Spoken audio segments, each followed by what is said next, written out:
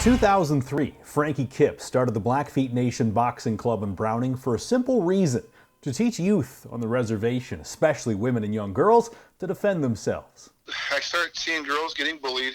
Yes, they were coming up to me, they were getting bullied, and we had actually had a couple in their 20s and stuff wanting to learn how to take up for themselves because they were getting abused or something or other. We start hearing about young ladies being taken from Indian country. And so I started training my daughter, if something happens, at least you're going to know how to fight for your life. Since starting the club, Kipp has trained over 500 boxers on the reservation. Some of the girls that come into the boxing club have real low self-esteem, and the confidence that they get from boxing is just phenomenal. And next week, Kipp and his pupils will be featured on a big stage.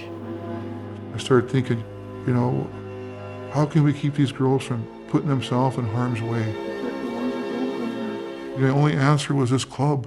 The club will be featured in a documentary called Blackfeet Boxing, Not Invisible, set to air Tuesday on ESPN. It was emotional in the sense that, I was a probation officer prior, and I put a lot of things upstairs in my head, unpleasant things, When I was doing this, I talked to a lot of kids out of suicide. The youngest 8 years old wanting to take their lives, And the documentary, it brought a lot of memories back up, There was a few that were real unpleasant about maybe break down during the interview, because Blackfeet Boxing is a film about fighting for respect, identity, and acknowledgement. This film details the story of Ashley Loring Heavy Runner and other missing and murdered Indigenous women, and Kipp hopes the large audience will help spread awareness to the silent epidemic. I think so. I think it should be awareness not just on our reservation, but right now with most of the Indian nations, that this is what's happening. People are coming up, girls are coming up missing.